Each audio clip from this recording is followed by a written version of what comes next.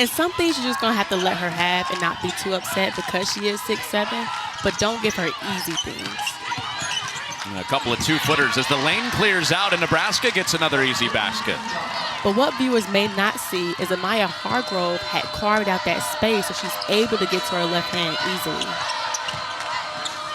She had to hear me because to be able to have the first 5 points, you could tell that she is locked in and she is ready to lead her team to a win. Yeah, when we see how UCLA plays offense, they play out of the pick and roll so perfectly. If you come up and bring too much attention to Kiki, she's going to drop it down to Lauren Betts. If you try to help the help side, she's going to skip it to a shooter. And you wonder if UCLA pressure will eventually wear down Nebraska, because this is Nebraska's 3rd game in 3 days, and this is UCLA's 1st game. So we wonder if that will play a role later on to this game. Now, where do you fall on that side of things as a player? The rest, is that better than being hot and having a couple of games in? It can work either way. I really think it's mental a lot of times, but also with an older group and maybe some injuries kind of weighing down on them, especially Markowski. She's had a leg injury prior to this game, and they had to kind of spot her minutes. So I would wonder if that will play a big factor later on in this game. Well, that's swatted off of Nebraska.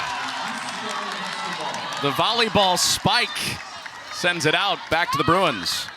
And I know Neasley is like, oh my goodness, I was just trying to get out of the play and then it's out on me. 10 first quarter points. Betts, Velcro on the block. Did she get a second? No, she didn't. Called for the foul. It is so hard to score over Lauren Betts because of her versatility. She's able to just get you in the air. She's able to come down. She did get the arm a little bit. If she would have stayed straight up, she would have been okay. But also with Rimdahl, just the way that she goes against these posts and these guards, that was a beautiful move. She had the defenders crashing into one another. That's how good the handle was. Literally.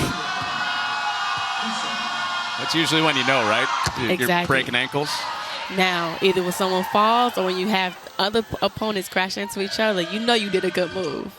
I got to go with UCLA, number one. I think the Big Ten champs and just the leadership that they're bringing back with Kiki Rice and Lauren Betts, you just can't go against the champs. You got to beat them to be able to be on top. So I think I got to go number one with UCLA. I would say number two is Maryland. I think Brenda Freeze does a great job with the transfer portal and how she adds new additions. Then Bree McDaniel is coming back off of injury.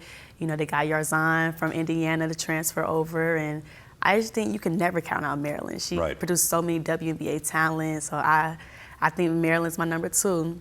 And my number three, which might be a little surprising, but I say Michigan. Just with those freshmen, what they did this year, I just expect them to have a sophomore breakout season and just continue to where they were. I mean, with the Illini, it's just about their assist-to-turnover ratio. I mean, if you look at the stats around the Big Ten, they are 13th in the Big Ten with assist-to-turnover ratio. I would see them try to improve that in this game. And as far as UMass, just limit runs. I mean, their head coach talked about the atmosphere of State Farm Center, how it gets very loud and rowdy. And you don't want to go on big scoring droughts, so really limiting those scoring runs.